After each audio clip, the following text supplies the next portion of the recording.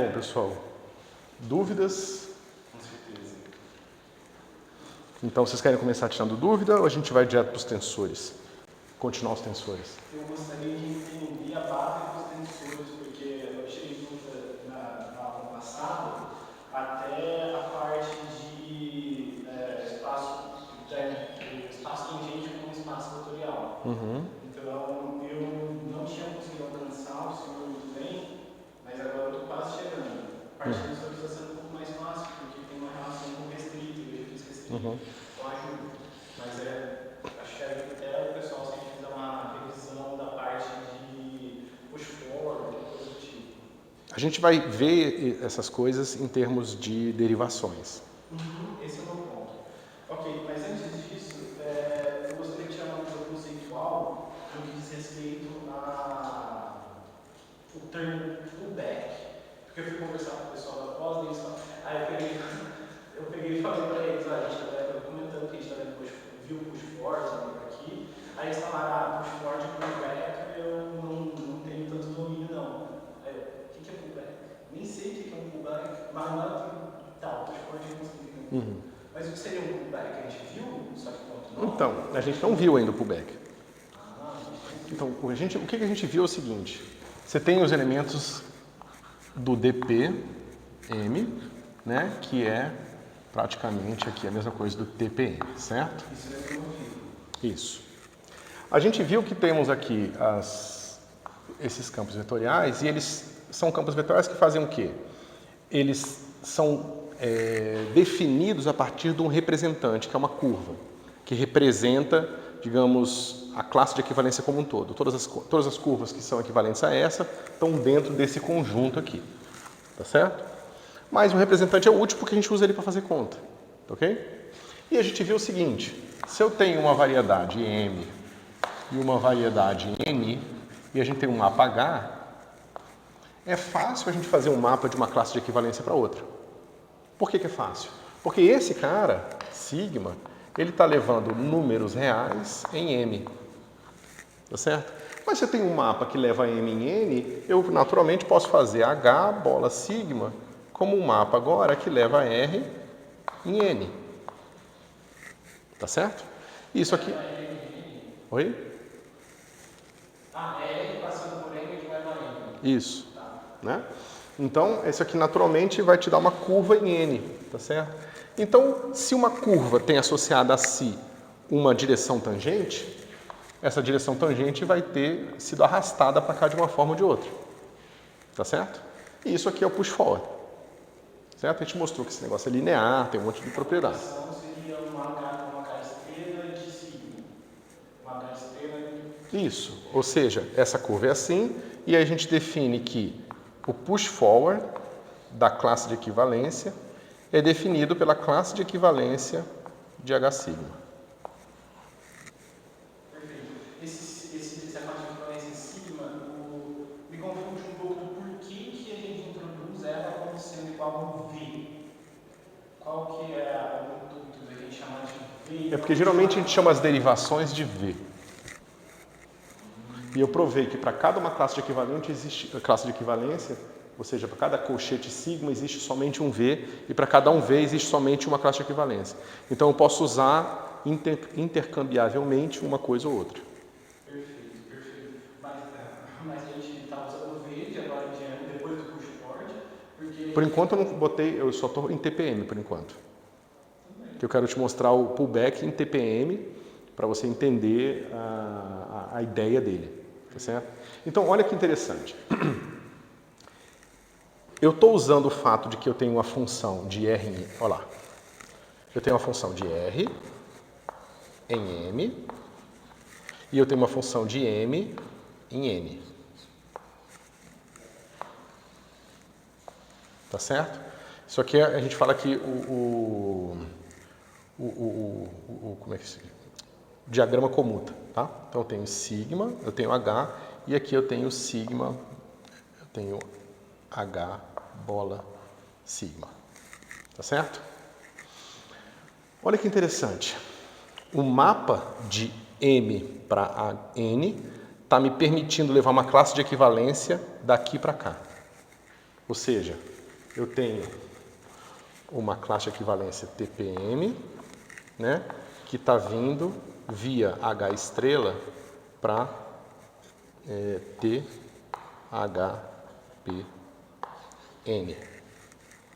Tá certo? Meu H estrela está fazendo isso aqui. Você está chamando de HFP um ponto na variedade N. É o ponto equivalente ao ponto, é o ponto levado por H,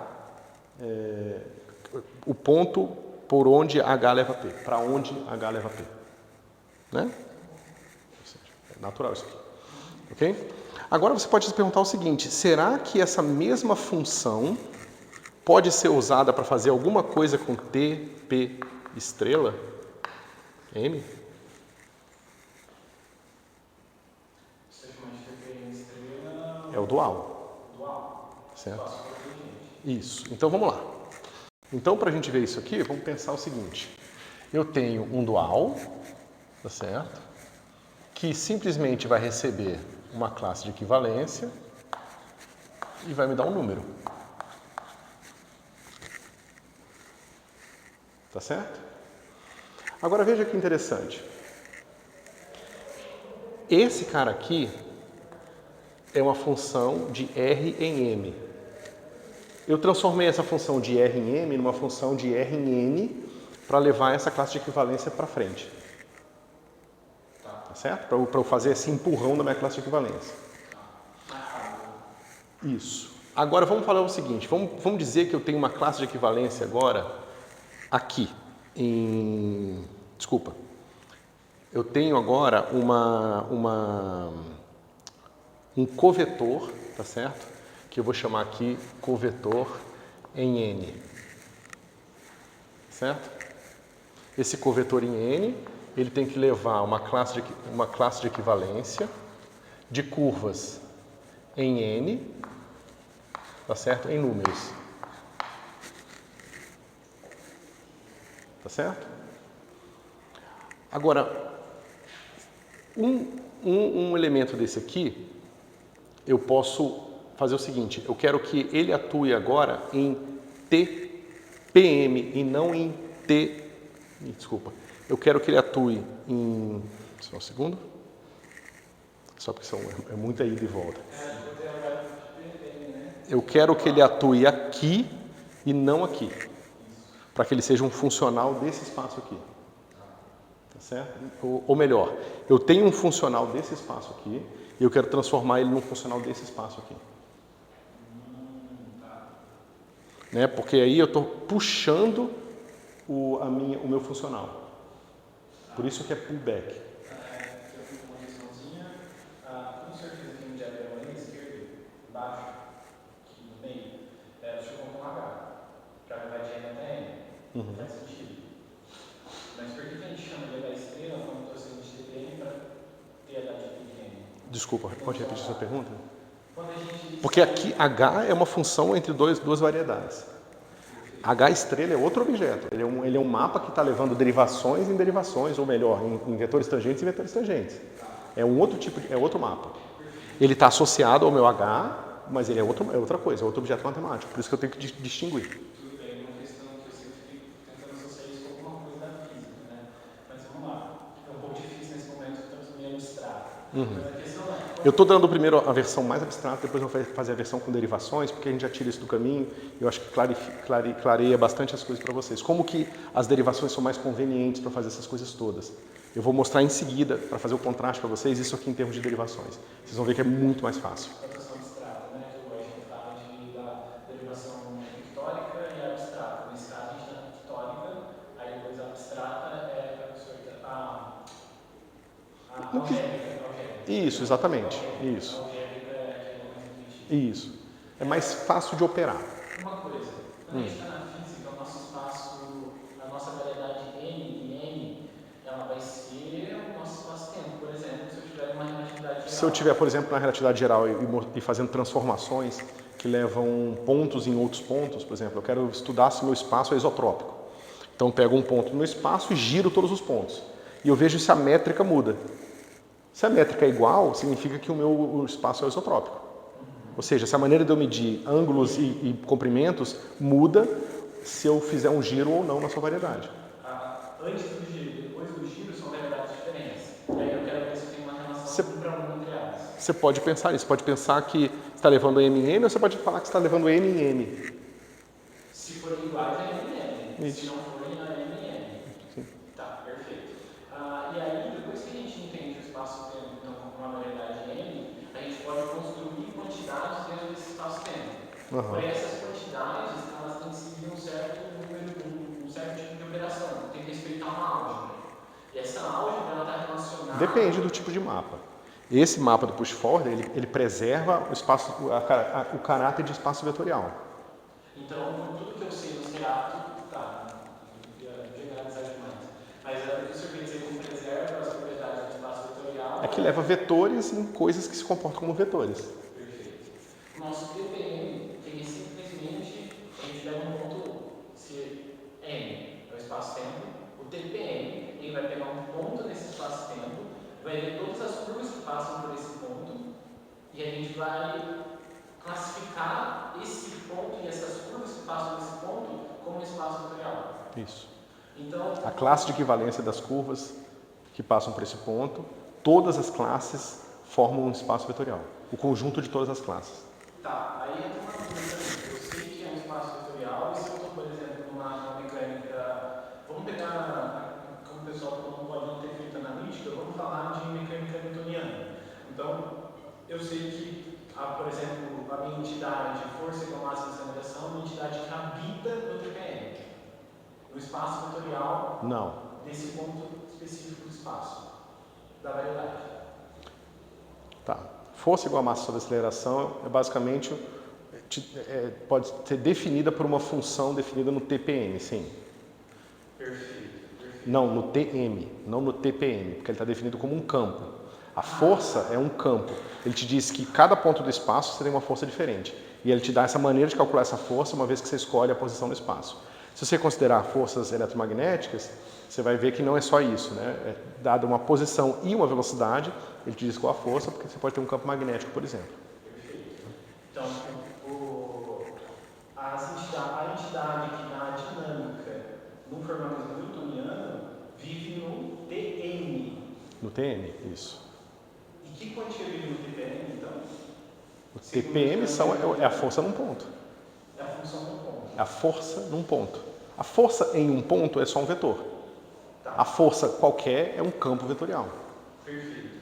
Agora, quando a gente faz um push forward, eu só estou querendo ver se em um outro local, num outro espaço-tempo, uma outra variedade, eu estou pegando então a minha variedade. Eu não estou entendendo qual a sua dúvida, cara. Basicamente, eu estou tentando entender a relação disso com a física. Você acabou de ver, por exemplo, digamos que eu estou pegando a minha força e estou fazendo uma translação. Eu quero saber como é que a minha força vai ser vista nesse espaço onde todos os pontos foram transladados. Essa força ficar diferente ou se ela ficar igual, significa que a força é homogênea ou não. Por exemplo, a força, né, se você pegar aqui, a força que uma massa atua numa outra possível massa aqui. Você vai ver que é uma força, vai ser esse campo aqui, radial, né? Ou seja, para cada valor de posição aqui, você pode calcular a força, o campo gravitacional, e você vai ver que esse campo gravitacional, aqui ou aqui ou aqui, ele é igual. Ou seja, se você gira em torno desse ponto, o campo gravitacional é o mesmo.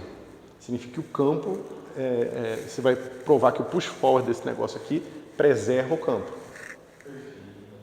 Por exemplo, você vai usar muito isso, por exemplo, na mecânica lagrangiana, você vai descobrir que existem push forwards que você pode fazer que preservam certas quantidades e levam a quantidades conservadas, por exemplo, que é o teorema de...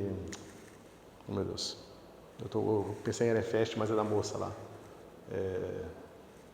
Meu Deus, vocês não viram isso na mecânica lagrangiana? Não, é o... Nida, isso. Isso. É tudo geometria diferencial. Certo? Mas tem mais coisas também, né? Você pode mapear uma curva na variedade, ou seja, se você tem uma curva que vai em M, você pode induzir uma curva em TM. É isso que a gente faz.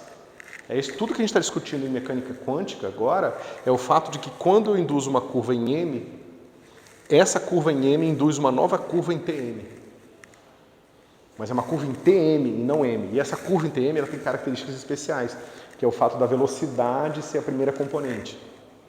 Né? É difícil vocês verem o que eu estou falando aqui agora, mas é daí que tira toda aquela parte de geometria simplética, parede de Poisson, vem do fato de que uma curva em M induz uma curva em Tm. Tá certo?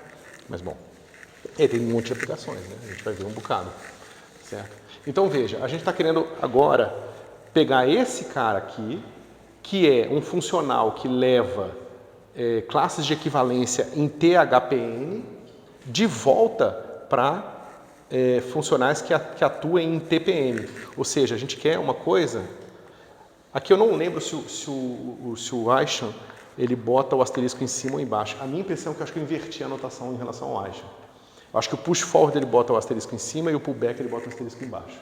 Mas vocês checam lá, tá? E aí, como que eu faço isso aqui?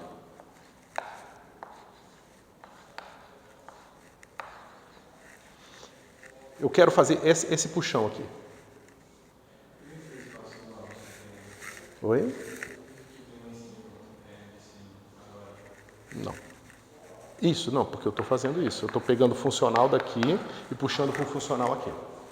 Tá certo? Então veja, eu tenho esse funcional que está aqui. Então eu vou dizer que H, estrela, esse cara que está habitando, que está atuando nesses objetos aqui, ele agora vai habitar um cara desse aqui. Porque esse cara é o pullback. Esse cara é um covetor aqui. Então, esse covetor que habita esse espaço, ou seja, ele tem que levar esses caras em números. Por isso que eu botei aqui o sigma, não o sigma n. Porque esse cara aqui é o pullback daquela ação, daquele funcional. Mas é fácil eu definir um cara que faz isso. É só eu fazer isso aqui, ó. Esse cara não atua nos caras em n, eu não sei levar esse cara em n, assim, ó. A gente já usou esse tipo de truque várias vezes, não sei se vocês já perceberam. Quando a gente fala que um vetor atuando numa unforma é igual definido por isso aqui. É basicamente o que a gente está fazendo. Só que o interessante é que agora a gente está puxando elementos daqui para cá. Enquanto aqui a gente está empurrando daqui para cá. Então, esse é o pullback. E esse aqui é o pullback do ponto de vista mais geométrico possível. Ou seja, olhando simplesmente curvas e como que a gente puxa a curva daqui para cá, mas se esse negócio leva curvas, então leva esse negócio de cá para lá, entendeu? Dependendo do que você está fazendo, você está trazendo uma curva de lá para cá, puxando uma curva de lá para cá, ou um funcional de lá para cá, e assim por diante. Tá certo? Uma coisa que eu fiquei com dúvida é que a gente está trabalhando com dual de TPM e dual de N. Pô, você perguntou o que era pullback. Aí eu sou obrigado a trabalhar com dual, porque o dual é justamente a ação. Ou seja, esse meu mapa M em N, ele induz mapas nos espaços tangentes. Mas ele também induz mapas nos espaços cotangentes. E você me perguntou sobre isso, eu justamente estou mostrando como que esse H induz um mapa nos cotangentes. Se você tem um mapa H que é um difeomorfismo, ou seja, é uma coisa bijetora, e ele tem inversa, então eu posso fazer o push forward daqui para cá, mas eu posso pegar a inversa daqui e fazer o push forward daqui para cá. E esse cara também. Então, quando o meu H é um difeomorfismo, significa que eu posso empurrar e trazer vetores, empurrar e trazer covetores. Eu posso fazer isso à vontade. Certo?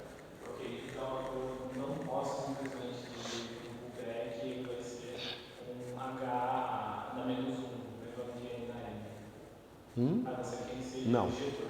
Pullback é isso aqui. Tá.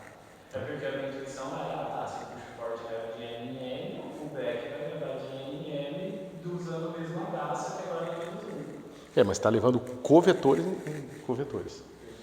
Tá? Bom.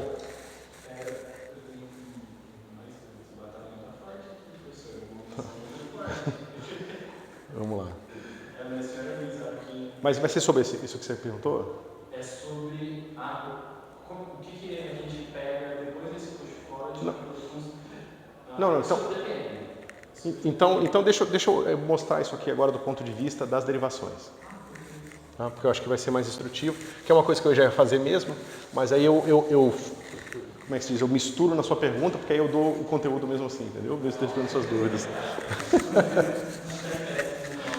eu te dou um nó aí. Então, pessoal, aí o que acontece é o seguinte, vamos adotar aquele formalismo mais leve, tá? Em que a gente vai simplesmente, em vez de falar que isso aqui é uma derivação que atua no ponto P da variedade, eu vou simplesmente escrever del x, tá? E melhor ainda, eu vou escrever assim, del mi, tá certo?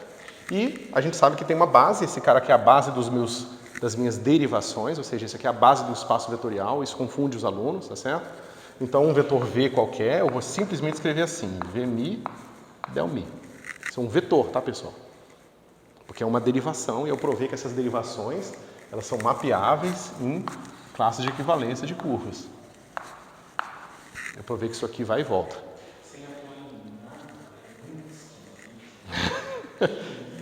Até se acostumar é esquisito, mas depois fica tranquilo. Tá certo? Se eu quiser fazer uma transformação de base, É fácil. Né? Você quer transformar de base? Eu já mostrei isso para vocês. Ó.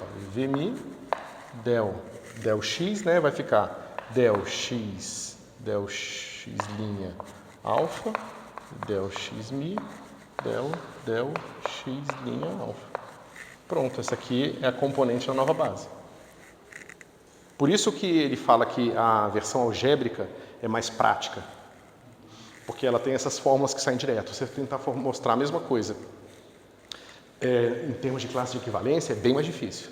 Você vai ter que voltar, descer lá na definição em termos da relação de equivalência, e vai ser chatinho, entendeu? Enquanto aqui é trivial.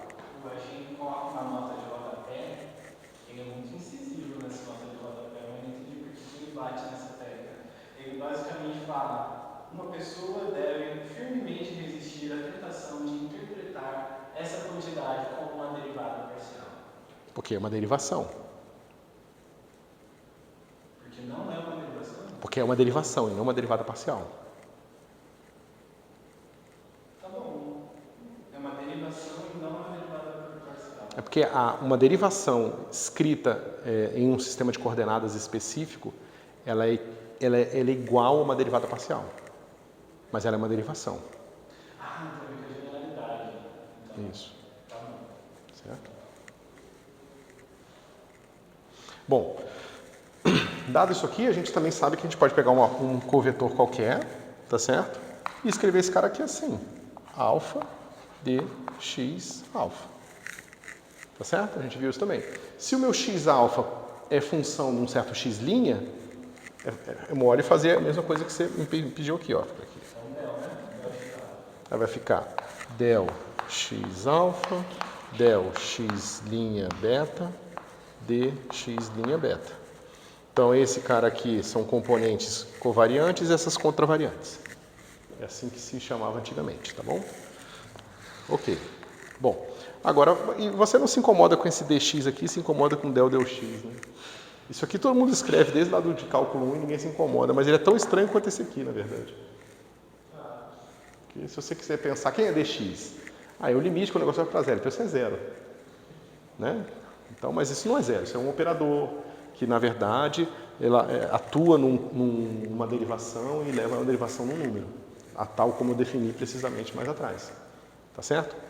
Agora, veja bem, pessoal. Você tem que sempre lembrar que a derivação é uma coisa que atua em funções. Tá certo? Então, vamos lá. Quem é o push forward do meu vetor V?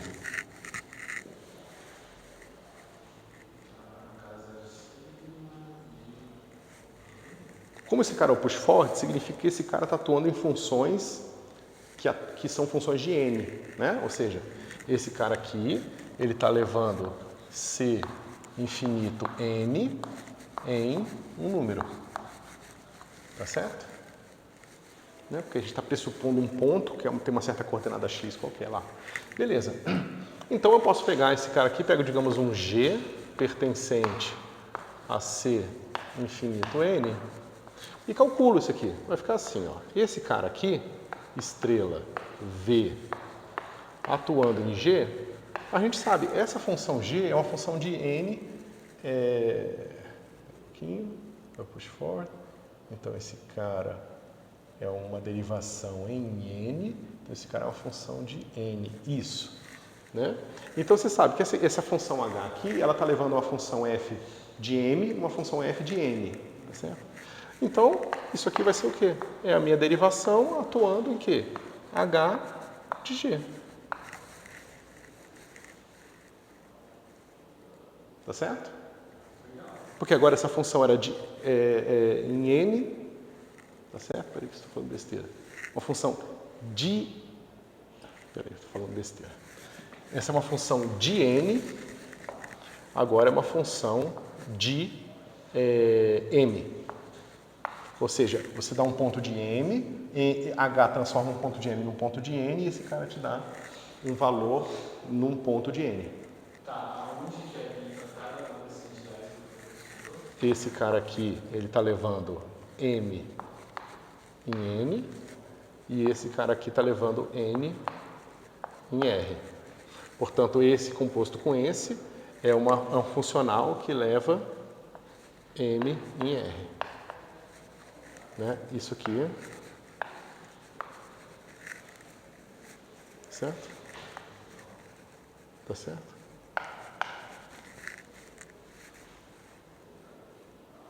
Eu tenho uma vontade muito grande de falar que esse V é uma derivada, é simplesmente uma derivada da variedade inicial. Mas olha como é que isso aqui fica fácil. Vai ficar assim, ó, V, nessa bagunça aqui, vai ser V de G de H, certo? E aí, normalmente, a gente vai usar notação simplificada, em que a gente está usando esses caras como representações locais na carta, seja a carta em N, seja a carta em M, N em M, tá? Então, isso aqui vai ficar como, pessoal? Vai ficar Vmi del x mi, coordenadas em M, de uma função que é assim, ó, G de H de X. Tá certo? Mas se a gente usa a regra da cadeia, isso aqui vai ficar assim, ó, Vmi del G del xmi, desculpa, eu vou chamar de Y as coordenadas em N de nariz, tá bom? Y. Vai ficar assim, Y é A, vou botar índices diferentes, porque a dimensão pode ser diferente, tá? Então vou usar índices latinos começando em A, para representar os índices das coordenadas em N, tá certo? E esse cara aqui, ó, vai ser del HA del X, mi.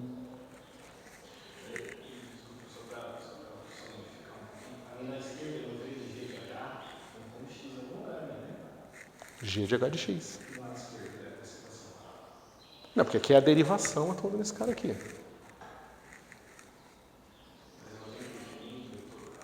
Tudo bem, a gente pode botar aqui um P, e lembrando que o P é o ponto em M que tem coordenadas X.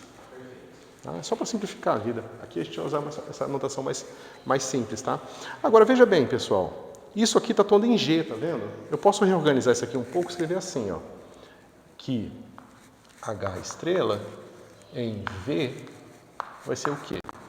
Vmi, que é o que eu tinha, del HA del xmi del YA. Pronto. Agora isso aqui é uma derivação que claramente atua em funções de N, que são essas funções de Y, A, que pode ter 3, 5, 20 dimensões, enquanto o outro pode ser qualquer tipo de dimensão. E basicamente eu descobri que o meu Vmi foi transformado nesse novo vetor aqui, né, em T, HPN, com componentes que são assim. Del HA, del xmi, del mi. Essa matriz aqui, que é a derivada da função que leva m em n, veja, h, ela está levando, né, x em y. Ela está levando pontos da variedade m nas cartas φ lá, em pontos da variedade n na carta psi, que te dá as coordenadas y. Isso é uma função de Rn e Rn. Você sabe calcular essas derivadas aqui? Isso aqui é uma matriz. Se as duas variedades tiverem a mesma dimensão, isso aqui é uma matriz quadrada. Se for um difeomorfismo, isso é uma matriz quadrada inversível. Isso, é o jacobiano da transformação. Se você quiser pensar no jacobiano da transformação cartesiana para esféricas, é esse cara aqui, é o push-forward. Porque a transformação de esférica para cartesianas também é um push-forward. E vice-versa. Porque é um difeomorfismo. Tá? Mas olha como é que é mais fácil operar. Você já tira de cara a representação. Você sabe de cara que é o push-forward. Essa matrizinha aqui, ó. Entendeu? E agora a gente pode fazer aquela mesma brincadeira. A gente pode fazer a mesma brincadeira nesse cara aqui, ó. Quem é o meu H pullback no meu DY? A. Tá certo?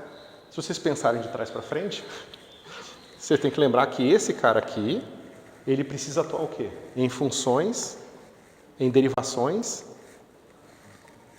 do espaço original, do TPM, porque isso é um pullback. Então esse cara tem que atuar em V. Mas V precisa receber uma função do espaço original, de M. Mas essa aqui é uma função de quanto? De N. Mas você tem um H aqui, ó. Então como é que você faz? Isso aqui vai ficar D YA de V, se quiser pensar assim. Tá certo? Mas isso aqui vai ser o quê? Se eu calcular esse cara aqui eu já sei fazer, que é isso aqui, ó. Então vai ficar como? Vai ficar assim. Eu só botei o DY direto aqui. Não vou fazer o Y, deixa eu fazer um W qualquer. Vai ser melhor.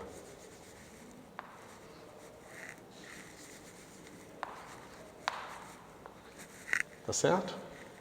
Só que a gente sabe como é que esses caras aqui têm coordenadas. A gente sabe que esse cara aqui vai ficar assim, ó. W alfa D W A D Y A atuando nesse cara aqui. H E. Tá certo? E aí a gente fecha aqui.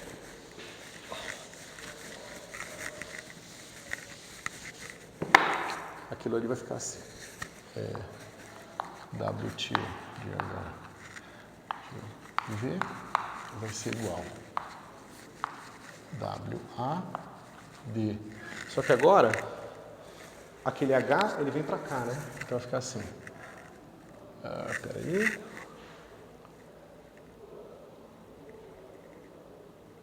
Função de G, que é uma função.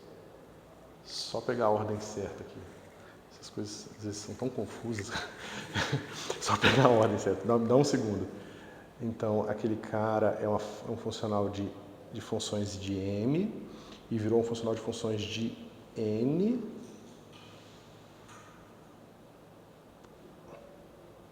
Porque ele pega as funções de N, então fica assim. Esse cara é uma função de N, né? Não, o contrário. Isso, esse cara aqui é uma função de N, que tem que ser isso, função de H, de X. Tá certo? Esse D ele não tiver com Y? Então assim, ele está atuando numa função de X agora. Tá certo? Só que você quer quanto? WA del Y.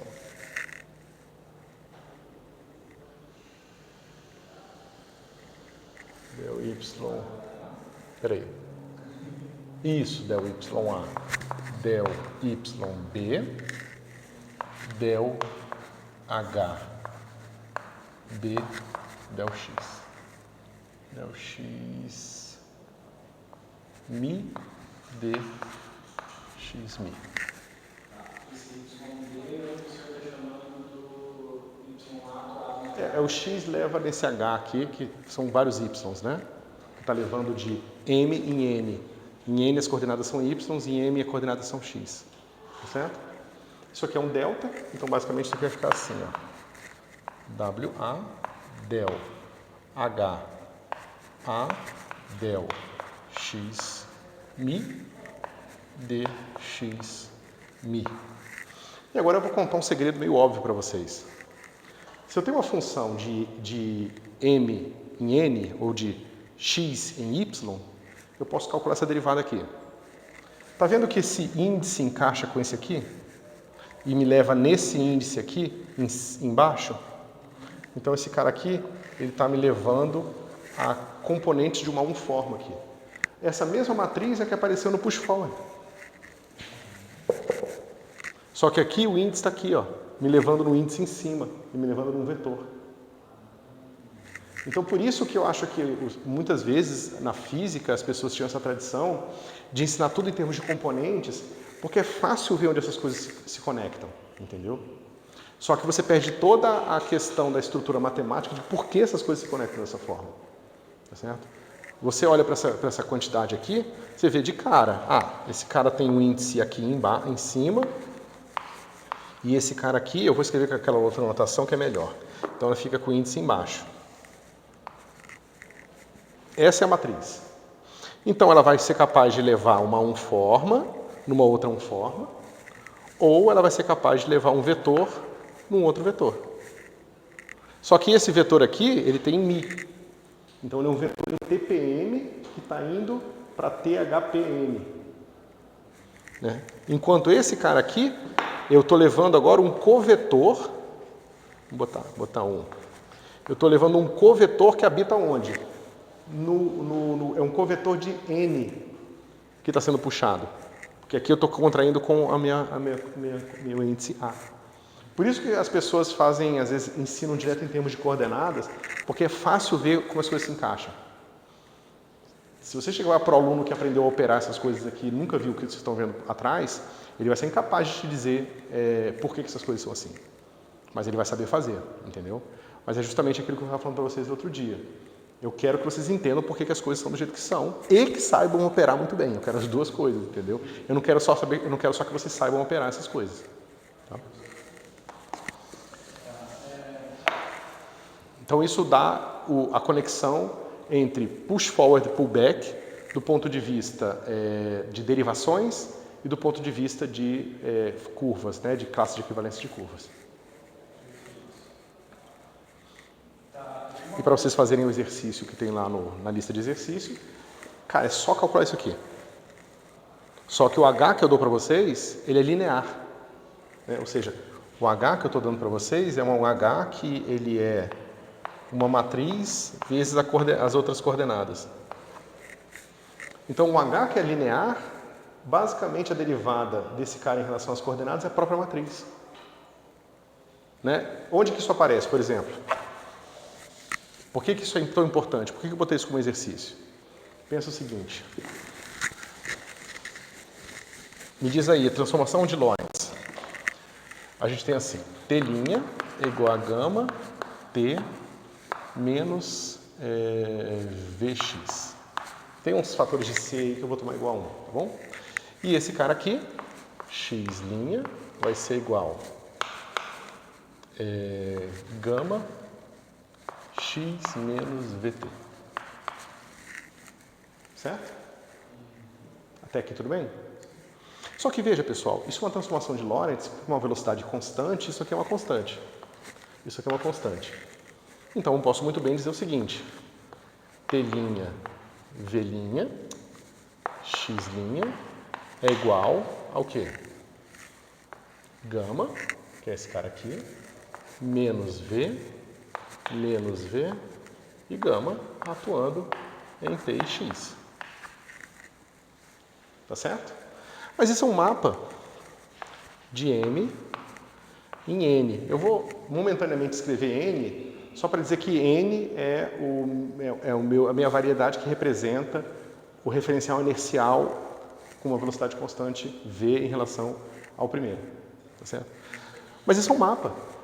Isso aqui vai me dar H de X né, de t e x, que me dá um certo t', x'. Tá certo? Eu posso calcular as derivadas. A questão é que del h, del x, vai botar aqui o h, eu boto o índice em cima, e aqui eu boto o índice em cima. Esse cara aqui vai ser essa mesma matriz aqui, ó. Menos V e gama. Tá certo? Agora você sabe como é que eu push forward. Só que, pelo fato da transformação ser linear de partida, significa que a transformação dos pontos da variedade é idêntica à transformação dos vetores. Vocês nunca se perguntam? O fato da transformação nos pontos ser linear tem como consequência direta que a transformação nos vetores é igual a dos pontos. Vocês nunca tinham se perguntado isso? Porque vocês viram isso, né? Mas eles também viram assim, mas se eu pegar energia, vai ser assim, energia no referencial com linha é igual a gama, energia menos V, momento linear no outro referencial é gama, momento menos V, energia. É a mesma transformação. Vocês nunca tinham se perguntado por quê? Agora eu me pergunto por quê. Porque é um push forward. Porque você está levando um vetor cujos pontos do espaço você está fazendo uma transformação de Lorentz, e isso induz uma transformação nas tangentes. Só que como a transformação de Lorentz é linear, a transformação nas tangentes é igual a dos pontos. Mas uma transformação na relatividade geral não vai ter mais ser tão simples. Vai ter uma indeterminação de uma transformação de Lorentz, mas vai ter mais coisas. Tá certo?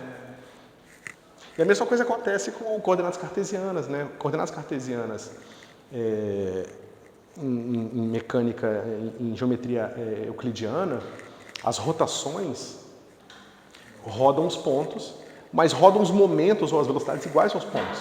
Já pensou nisso? Você roda o ponto, mas a velocidade roda igual. Por mais que o ponto esteja dando a posição no espaço e a velocidade esteja dizendo qual é a tangente das trajetórias que estão andando por aquele ponto. Os dois giram iguais, mas é porque a transformação é linear nos pontos, então ela vai ser linear nas velocidades. Onde que entra o diffeomorfismo nisso? Se eu usar essa palavra... Isso aqui é um diffeomorfismo. Você tem uma relação para um que vai e volta entre duas variedades. Isso. Então você pode fazer push forward, pull back à vontade aqui. Ou seja, você pode pegar vetores e covetores num referencial inercial e levar em outros vetores e covetores no outro referencial, que é o que vocês fazem o tempo todo. Quanto é que é a energia no novo referencial? É o pullback da energia anterior. Porque energia é um vetor, é parte da componente do quadrivetor. A entidade física é sempre a tangente da curva. Só que agora é uma curva no espaço-tempo. Então a curva no espaço-tempo ela vai ter momento nas direções espaciais e vai ter momento na direção do tempo. Esse momento na direção do tempo é o que a gente chama de energia. É quanto que o negócio está fluindo na direção do tempo. Tem restrições diferentes, porque a gente não consegue parar de fluir, ou seja, a gente não para de andar no tempo, né? Coisa que a gente pode fazer no espaço, a gente pode parar de andar na direção do espaço, na direção do tempo a gente nunca pode parar, e esse negócio é sempre positivo, né? A gente nunca para, a gente nunca inverte a nossa direção, a gente não passa a viajar ao contrário no tempo, pelo menos não por enquanto, a gente não tem uma máquina do tempo, tá certo? Mas, exceto por essas restrições, é o mesmo tipo de conceito. Então, se eu tiver, por exemplo, uma transformação de coordenadas, vamos supor, de cartesiana para esférica, eu vou ter já guiando uma matriz que vai me ajudar a fazer essa transformação. Essa matriz ela vai ser o nosso push forward. Uhum. Tá. E se for um diffeomorfismo, eu consigo construir um back também. Que no caso da esférica para cartesiana, ela é um diffeomorfismo nos abertos, somente no aberto, porque ela não faz corretamente o mapa do Polo Norte, tá certo? Nem do Polo Sul. Já envolvendo com relação a essa questão de estar bem definido ou não, também a gente vai mapear uma certa variedade. Naquela questão do círculo, na hora que a gente vai mapear, né, de forma, usando coordenadas polares, eu só preciso que passe, que preciso que os pontos onde não está bem definido estejam cobertos por pelo menos uma dessas duas curvas. Exatamente. Qual que vai ser o range que eu vou deixar para o meu θ, tanto faz. Você sempre pode, é fácil ver que você pode pegar uma variedade e colocar mais cartas do que o necessário. Tá certo? Que é o que ele fez, que é o que ele fez no Live, né? Usou Isso. 4 cartas. E na verdade bastava 2. A pergunta de um cara com a cabeça bem matemática é qual é o mínimo de cartas que eu preciso para cobrir uma variedade? E qual é a relação do mínimo de cartas que eu preciso com a topologia da variedade? Ou seja, para cobrir uma rosquinha ou para cobrir uma rosquinha tridimensional, como é que ficaria, qual é o número de cartas que você precisa? Mas aí é outra conversa. Dúvidas? A gente ficou usando várias vezes a placa corretor e vetor. Posso entender o corretor como uma forma? O covetor é um elemento do espaço dual. É o nome que eu estou dando, que é uma forma. Tá, também é o mesmo. Isso. É o mesmo espaço dual. Isso. E quando, por exemplo, eu tenho uma atividade desse daqui, eu uso uma métrica para transformar em forma para vetor e vetor como forma. A gente vai discutir isso já com a parte de tensores. Perfeito.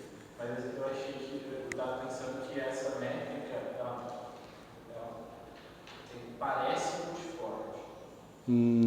Porque é uma matriz que está fazendo uma multiplicação e transformando uma entidade. Mas não é um push forward. Não é. A métrica não. A métrica é outro tipo de animal. Vamos começar aqui então.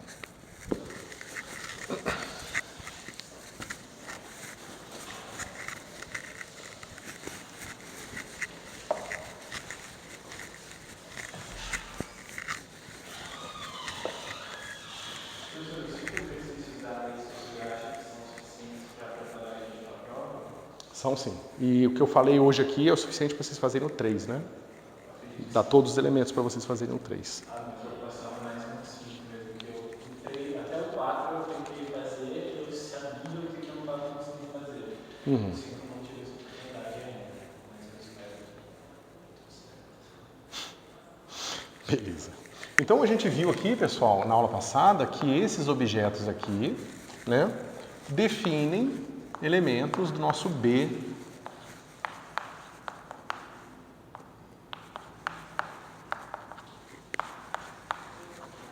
Certo? São os nossos bilineares que levam 2 covetores e um número, tá?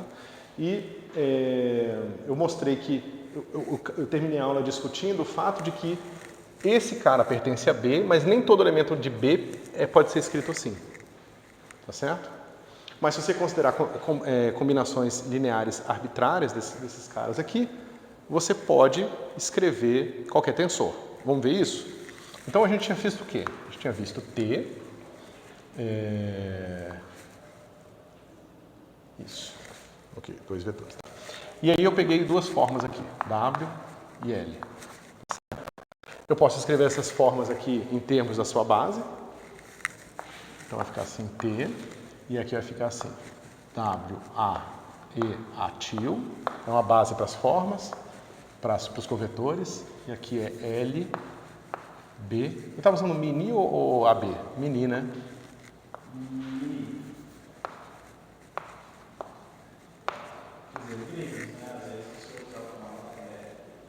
Não, tudo bem, gregos. Tá? Aí eu uso a multilinearidade para isso aqui, ó. T, W, Mi, desculpa, T, E, til, Mi, E, til, Mi, e aqui W, Mi, W,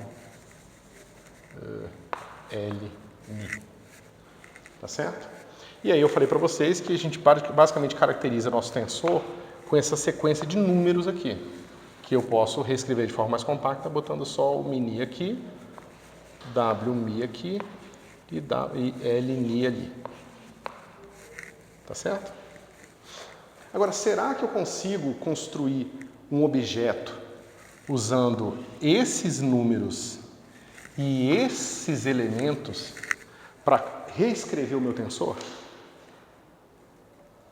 Parece que é fácil, né? Porque é o seguinte, eu sei que se eu pegar E, tio, Mi, bola, E, tio, Mi, se eu pegar esses dois covetores especiais e eu atuar, desculpa, os dois vetores especiais aqui, Mi e Ni, tá? São dois elementos da base, eu tenho que esse cara aqui atuando em W e L vai ser igual a E, Mi, W vezes E, Mi, L.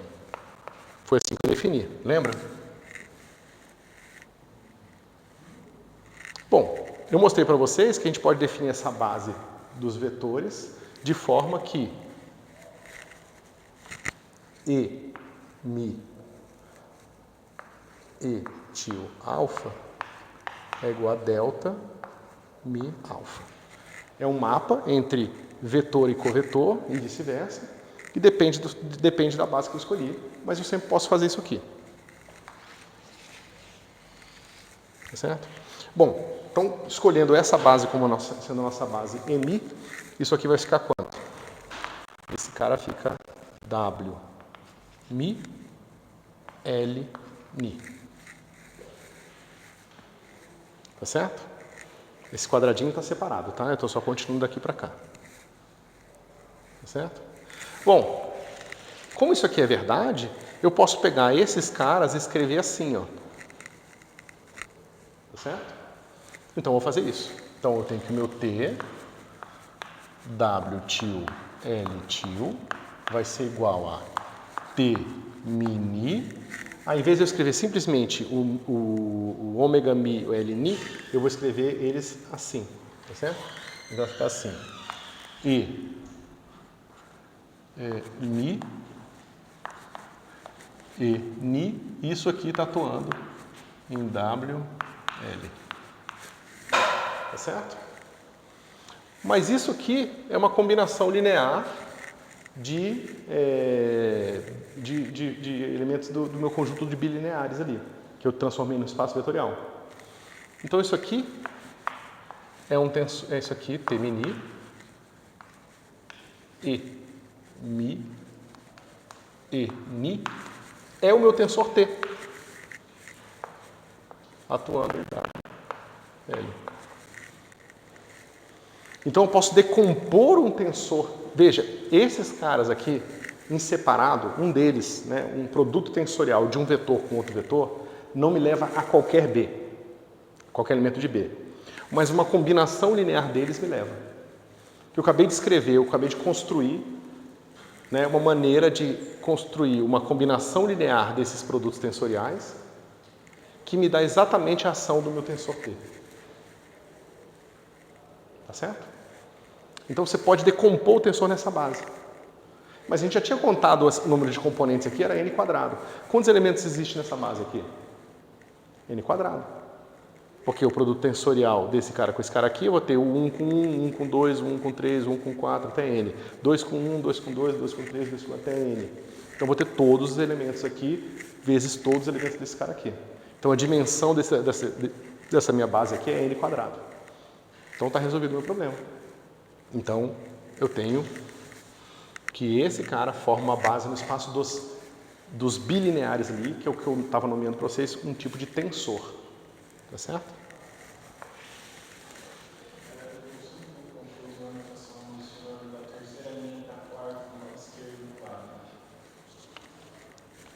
Da terceira linha para a quarta. Eu só chamei isso aqui de T mini. Porque são n quadrado números, né? Eu pego aquele meu T, atuo no E1, obtenho um número. Atuo no E1, E2, obtenho outro número. Cada um desses números eu vou chamar aqui. 1, 2, quando aqui for 1 e aqui for 2. 1, 1, quando aqui for 1 e aqui for 1. E assim por diante. Ele é o resultado de uma operação. Ou seja, é quando eu atuo o meu tensor nos elementos de base. Que é o que a gente define assim em componentes. Certo? E aí a gente tem esse resultado tanto interessante, ou seja, T, um tensor qualquer, ele sempre pode ser escrito como T mini, Mi, Ni. Tá certo? Ok. Da mesma forma, se a gente fizer o mesmo raciocínio, só que em vez de a gente começar com bilineares de V estrela, a gente pode começar com bilineares de VV e fazer tudo ao contrário. A gente vai encontrar que um G til pode ser escrito como um G Mi, Ni, E, Mi, E, Ni. Nosso MN com isso embaixo, ele habita no V estrela. Quem? O MN e o MN com isso mesmo. Esse produto eu provei para vocês que ele habita esse espaço aqui. Agora, na contrapartida, o MN antes em cima e tio habita o VV. Ele vai habitar esse mesmo espaço aqui, ele vai habitar esse cara aqui.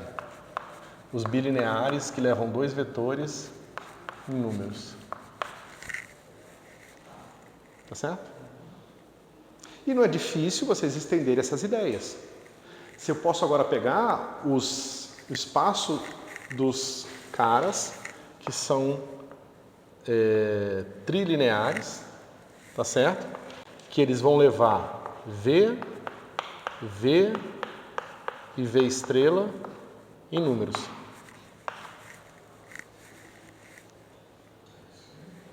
E aí eu posso... Oi?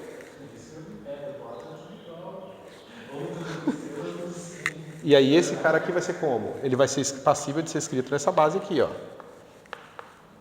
Mi, Mi,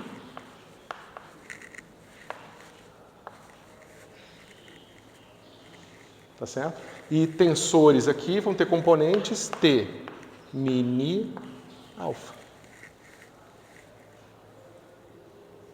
Tá certo? E aí pronto, aí você pode agora fazer todos os seus tensores à vontade. Você sabe como construir eles todos eles vêm nessa formulação aqui, dessa construção desses funcionais multilineares. Que são funcionais que levam ora vetores ou covetores, depende de como você escolheu, tá certo?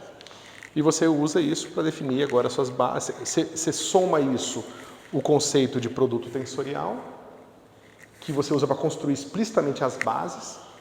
E agora, como você sabe o produto tensorial, como você sabe a base original induz uma base em todos os espaços de tensores. E pronto, agora você sabe construir. Com uma escolha de base, você tem a propagação disso como escolha de bases em vários outros espaços. Agora, o seu TPM não é só o TPM. Você define o espaço tangente onde habitam todos os possíveis tensores. Não, acabei de mostrar como construir as bases, mas em geral basta você mostrar que são espaços vetoriais. Porque é uma questão assim, uma pergunta, por exemplo, o Levivita não é um tensor. Não. Quer dizer, é e não é. Não. É que tem que tomar muito cuidado com essa.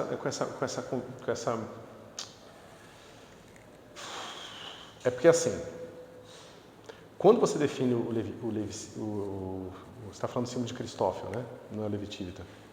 Tá. Símbolo de Cristófilo. Eu penso no Levivita mesmo. O Levi-Civita é esse cara aqui, ó. Ah! E esse cara aqui? Ah, não, esse cara é um tensor de verdade. Esse é um tensor. Esse é um tensor de verdade. Esse é um tensor de verdade. É um tensor de verdade. Me passaram uma fake news aí. Qual foi a fake news que passaram? Ah, que era o seu tensor. Não, calma, vamos lá. Esse cara, no contexto de geometrias de variedades tridimensionais, esse cara representa elementos das três formas. As três formas geralmente representam os elementos de volume. E elementos de volume, no cálculo de Gibbs, geralmente são referidos como pseudoescalares. Tá? Mas isso continua sendo um tensor, tá? Cuidado. Talvez eu tenha confundido. Mas o símbolo de cross, Christopher, Aí é outra conversa que eu espero a gente, em outro momento, conversar. Porque tem a questão, um dia que eu for dar um curso de relatividade geral, eu vou tentar deixar isso bem claro. O significado de covariância. Porque está tudo muito intimamente associado ao significado de covariância, que não é nem um pouco simples e não tem nenhuma relação óbvia com esse negócio. Se a coisa se transforma como um vetor, então é covariante. Não, não é isso não. É bem mais profundo e delicado que isso. Certo? Mas, bom, aí você tinha me perguntado de subir e descer índice, tá certo? E se isso tem alguma relação com vetor ou covetor. Então, pode falar. Uma delas, uma métrica, uma métrica Aham. Uma métrica de Minkowski é isso aqui. É um tensor, tá certo? É só isso. Eu esqueci agora a nomenclatura que o Einstein usa. Como eu ainda não cheguei nisso nas minhas notas, eu não vou ter anotado aqui. Mas aí você conta aqui quantos espaços vetoriais e quantos espaços covetoriais tem aqui. E esse cara aqui vai ser um tensor do tipo 1, 2. Esse aqui. Tá certo? E aí você pode ter, se tivesse estrela aqui e aqui, ia ser um do tipo 3, 0, eu acho. Porque eu acho que você conta o número de vetor que ele atua e o número de covetores que ele atua. Isso é a classe, né? É o tipo, é a classe dos tensores, exatamente. Tá certo? E você tem inúmeras classes. Tá certo? A gente vai ver, por exemplo, que tem as classes dos tensores do tipo 0,2 ou 2,0. Agora eu não lembro, tem que ver lá no Einstein direitinho. Né, que leva 2 vetores em um número. E você tem a subclasse desses caras que levam 2 vetores no número e que são simétricos, ou seja, a gente pode escolher falar de G til, que atuando em V e U é igual a G til de U e V. Dá para ver que isso forma um subespaço vetorial daquele espaço, né, dos tensores, vamos dizer que seja 2,0, tá? Esse cara aqui, ele forma um subespaço. Dá para você ver que se você fizer combinações lineares de objetos que tenham essa propriedade não se perde. Então, forma um subespaço. Certo? Esse subespaço vai ter uma dimensão diferente, tá certo? Vai ser n vezes n vezes n menos 1 sobre 2. N vezes n mais 1 sobre 2. Tá certo? Em vez de n quadrado. Certo? E aí você ainda tem uma subclasse dessa classe, que é a seguinte: os caras que são simétricos e não degenerados, ou seja, G til de V. Ali são, então, a classe de tensores simétricos que o senhor expôs nessa Isso, simétricos. Tá, agora a gente vai ver uma subclasse dessa subclasse. Isso, esse cara é simétrico e esse cara é não degenerado. Não degenerado significa que esse cara aqui é 0, se e somente se, né? Se e somente se V for 0. Se esse cara ele é simétrico e não degenerado, então ele vai ter todas as propriedades necessárias para ser uma métrica. Não, tem mais uma sim, tem mais uma. É porque aqui pode ser uma pseudométrica ainda, tipo a métrica de Minkowski. Aqui você tem que exigir que esse cara aqui seja maior ou igual a 0 e 0 se somente se V igual a 0. Tá certo? Mas espera um pouquinho. Só fechar aqui a lógica. Se eu pego essa classe de objetos, principalmente pelo fato dele ser não degenerado, que é o mais importante, significa o seguinte: o que é isso aqui? Ele pertence a esse espaço dos bilineares que vão levar um vetor no número. Tá certo? Se eu amarrar no meu G um V fixo, ou seja, eu boto o meu G, o til, boto um V aqui e não boto nada aqui. Então eu fechei esse V aqui, com esse espaço vetorial, com o V que eu escolhi e mantive fixo. Então esse cara aqui agora ele vai ser espaço dos caras lineares de V em R. Mas esses são os covetores. Isso aqui é V estrela. Como esse cara aqui só é zero se o meu V for zero, significa que o meu V leva em... Esse meu V sempre vai me... essa minha aplicação sempre vai levar um vetor num covetor. Tá certo? E aí, não sei, mais essa restrição aqui garante pra gente que esse negócio aqui é biunívoco. Isso é descer índice. É você usar a sua métrica para, dado um vetor, definir um covetor. E como isso é biunívoco, dado um covetor, você define um vetor também. Ou seja, você vai fazer a seguinte coisa. É mais sutil, mas você vai falar o seguinte. Como esse cara é único, você vai dizer o seguinte. Eu quero encontrar um certo vetor, V, associado a um cara que eu dei, que é o meu ômega. Aí você tem que resolver essa equação. Você vai ter que encontrar o V único que dá correspondente a esse cara aqui.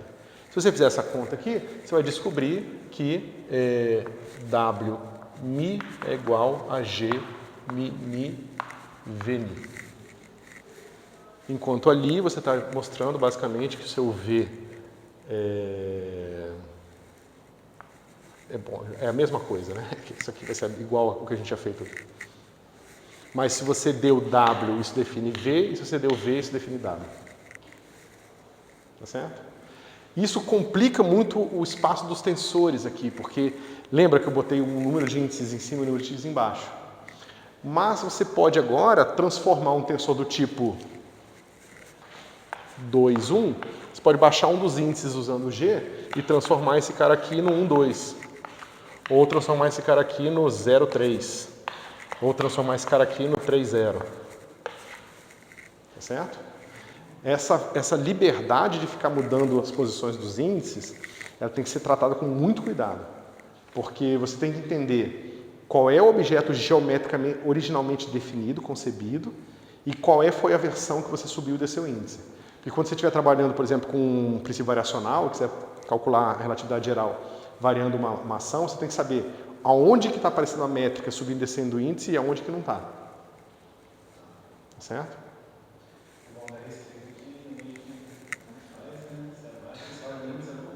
Não, porque tem um menos 1 na métrica, cuidado. Ou seja, o problema da relatividade restrita, eu chamaria de problema, é que, digamos, eu tenho um quadrivetor aqui, né? E você pode definir o mesmo quadrivetor embaixo. Ou seja, você vai fazer esse cara aqui, que basicamente é eta mini veni. Mas as componentes desse cara aqui vão ser o índice em cima menos V0, V1, V2, V3. Ou seja, V0 embaixo é menos V0 em cima. Esse tipo de expressão é o começo de todos os problemas. Se você começar a operar nesse nível aqui, você vai se confundir rapidamente. A não ser que você tenha uma disciplina muito grande de atenção à posição dos índices e o significado daquelas coisas. Tá certo? Então a métrica é uma entidade perfeita, né? Porque você dá um vetor, você ganha um covetor. Você dá um covetor, você ganha um vetor. Você dá dois vetores ou dois covetores, você ganha um número. Uhum. Isso mostra também esse caráter multivariado dos tensores. O tensor de Riemann é um tensor assim. Então você dá aqui para ele um vetor e duas direções. E ele te diz como que esse vetor foi transportado ao longo dessas duas direções e como que ele voltou ao ponto original. Ele te diz sobre a curvatura do espaço, ou seja, você transportou esse vetor, voltou ao ponto original e o tensor de Riemann te diz que esse vetor vai ter componentes alfa se ele for transportado nas direções U e depois direção K.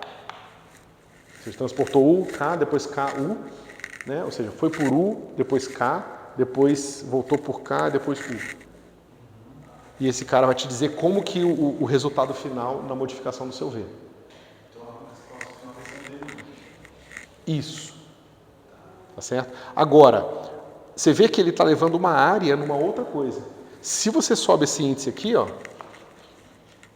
mini, e você sobe esse aqui, alfa e beta, você descobre que ele é antissimétrico aqui também. Aí você descobre que agora o tensor de Riemann, ele leva áreas em áreas. Ele leva 2 formas que representam áreas em outras 2 formas. Mas então, quantas áreas você tem no espaço quadridimensional? Você tem 6, certo? Que é x com y, x com z, y com z. São as 3 que vocês estão acostumados. Só que tem as outras áreas, que é tempo com x, tempo com y, tempo com z.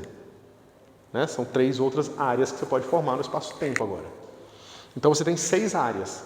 Então basicamente esse cara aqui, ó, ele é uma aplicação que leva esse índice de 1 a 6 aqui, no outro índice de 1 a 6, que são essas 6 áreas possíveis, e você mostra que esse tensor aqui, ele vai ter, você pode caracterizar os autovetores e autovalores dele. E você vai encontrar que essa caracterização de autovetores e autovalores desse tensor de Riemann visto dessa forma, classifica todos os tipos de curvatura que o espaço-tempo pode ter.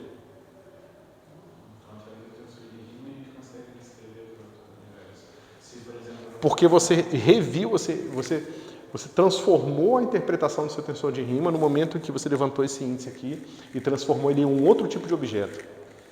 Então, dependendo da disposição dos índices, eu estou descrevendo curvaturas em coisas diferentes. Você está descrevendo coisas diferentes. Se for trabalhar tipo QFT e espaços curvos, provavelmente vou usar isso muitas vezes. Mas assim, não dessa forma tão, não exatamente desse jeito, mas sim. Tá? Bom, isso termina esse pedacinho e a gente vai para o último pedaço dessa parte do curso. Pessoal, como é que a gente está de tempo? Como é que vocês estão de dúvidas? A gente tem ainda mais 10 minutos. Vocês têm dúvidas ou posso seguir em frente?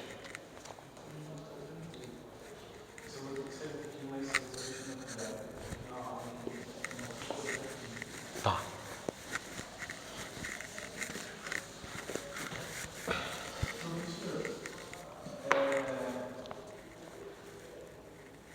A gente está meio apertado no tempo, né, com relação à prova. Eu queria muito, trazer junto com esse assunto à tona, depois que eu tiver mais calma e mais gente também, a questão da... Essa parte de tensor está muito divertida, só que eu não estou tendo tanta dificuldade, então provavelmente vou ter dúvidas da outra parte, tá bem difícil. Aí eu queria discutir um pouquinho melhor sobre quais entidades que eu já conheço, que a gente já conhece da física, que são, na verdade, todas, né? São descritas através de geometria diferencial, mais especificamente das imaginárias, e do tipo. Eu queria mais exemplos ainda, tipo, igual a gente está conversando aqui, não, porque a disputa newtoniana... Quando eu terminar essa parte de campos, a gente pode conversar um pouco sobre isso. No fim desse último trecho aqui, eu vou discutir coisas um pouco mais práticas. Perfeito, só para ter uma intuição melhor, que eu acho que está bem prática. Então, ó, começa essa modificação aqui é um tanto sutil, então a gente tem que ficar bem atento para entender o que está acontecendo, tá? Então, bom, o que eu falei para vocês, agora eu vou reintroduzir o P aqui, é que esse cara aqui, ele vai levar uma função, né, f pertence a c infinito m, isso aqui num número, certo? E a gente sabe como é que isso aqui acontece, como é que isso aqui faz, né? A gente pega esse cara aqui, onde o meu VP, ele pertence ao meu DPM, certo? E a gente sabe que esse cara aqui, ele pode ser escrito assim, ó, V, mi, de x, del, mi, x, no ponto P, certo? Agora veja, eu posso muito bem agora definir um objeto V que vai me dar uma derivação diferente para cada ponto x. Tá certo? Nada me impede de transformar esse cara aqui numa função agora, né? Que para cada ponto P da variedade, ele me dá um número qualquer aqui. Ou me dá as componentes daquele vetor naquele ponto. Tá certo? Então a gente vai transformar agora as derivações, tá certo? Como sendo funções que vão levar C infinito M em C infinito M.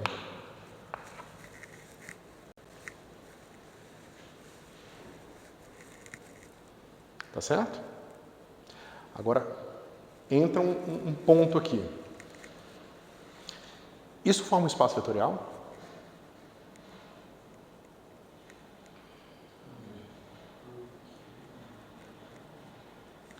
Vamos lá? Eu pego V, agora V é Vmi del mi, onde esse cara pode ser uma função dos pontos. Eu pego o meu campo U mi del mi. Aí eu falo, bom, será que eu tenho multiplicação por escalar? Tenho, é natural. Eu tenho soma desses caras? Tenho aqui. V mais U nada mais é do que o meu V mi de x mais o meu U mi de x. Del mi. Aí você fala, pô, parece que eu tenho um espaço vetorial, né? Tem tudo para ser um espaço vetorial e você tem toda a razão. Qual a dimensão desse espaço? Qual a dimensão desse espaço agora das derivações, mas dessas derivações aqui, ó? Não. E esse é um ponto que às vezes eu acho que é bem difícil para a gente entender, mas ele deixa as coisas bem mais claras. Vamos lá? Por que você acha que a dimensão desse espaço é n?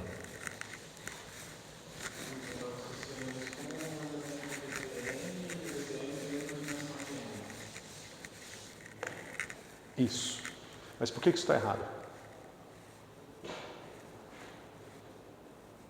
Vamos pegar aqui. O meu V, vou pegar o espaço com duas dimensões. Certo? Então o meu V vai ser igual assim. O meu V1 del 1 mais meu V2 del 2. Mas eu vou fazer mais que isso. Isso aqui é uma função de x1, x2, né? Del 1 mais esse cara aqui que é o del, o V2 que é uma função de x1, x2, tá certo? Del 2. Tá? É um campo qualquer. Eu não fiz nada demais, tá? Eu fiz a mesma coisa, só que fiz para duas dimensões. Agora eu vou escolher essa função assim, exponencial de cosseno de x1 vezes x2, del 1. Para cada ponto do espaço, eu pego o valor de 1, pego o valor de x1, x2, multiplico, pego o resultado, calculo o cosseno, pego o resultado, tiro o exponencial. Isso vai me dar componente do vetor naquele ponto. Tá certo? Ok. E esse cara aqui é, sei lá, x1 à oitava, del 2.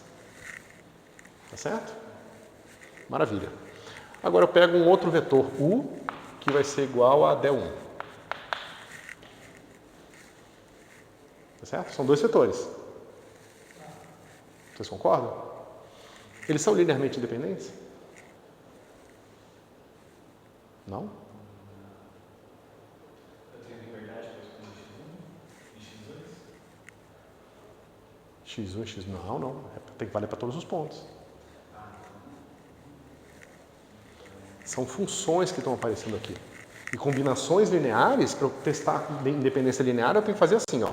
Alfa, constante, um número, um elemento de R, vezes V, mais beta, constante, um elemento de R, U, igual a zero.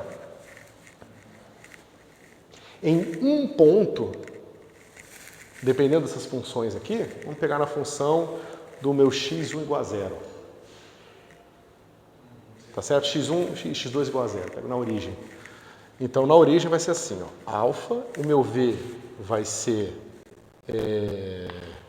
E, que foi uma péssima escolha, mas tudo bem, porque dá só o exponencial de cosseno de 0 é 1, isso dá exponencial de 1, né?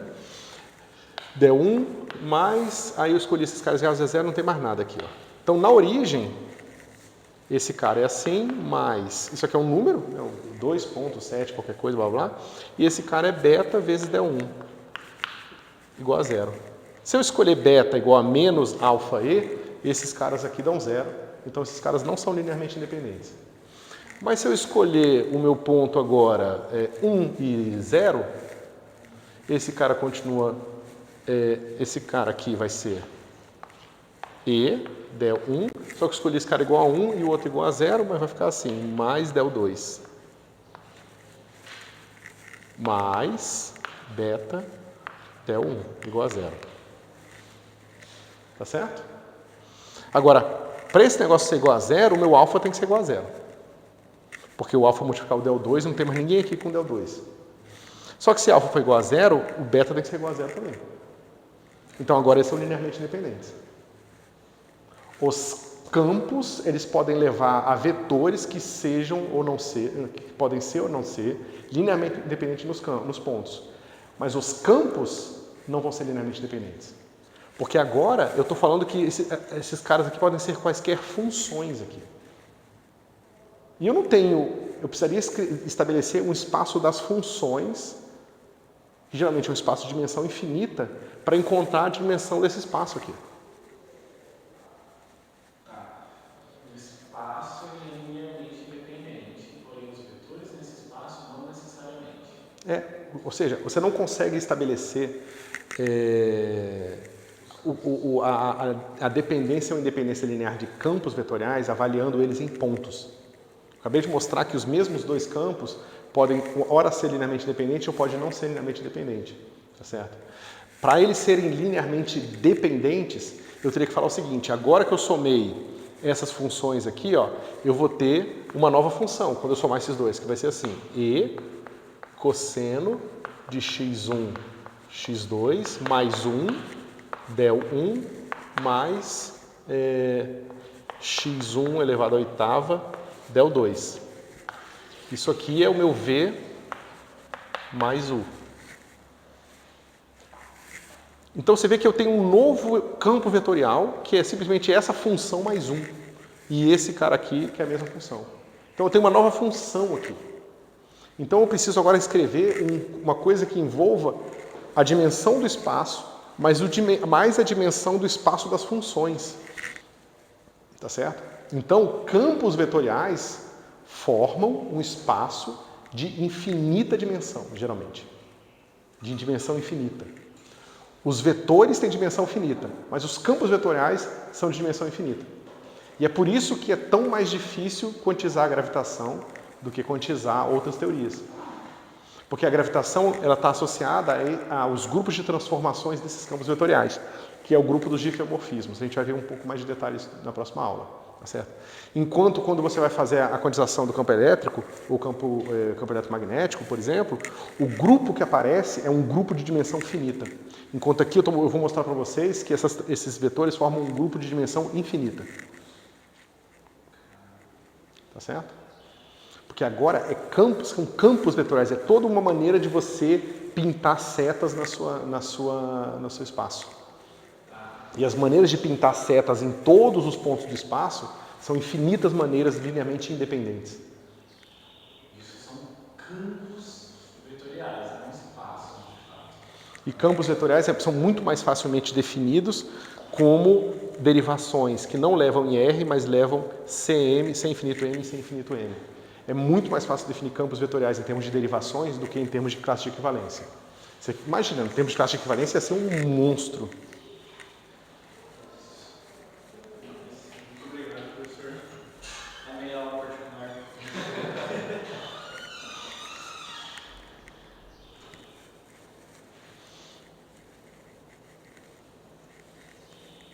Beleza? Então, bom, acho que por hoje é isso. Semana que vem a gente termina essa matéria para fazer a prova na outra semana, beleza?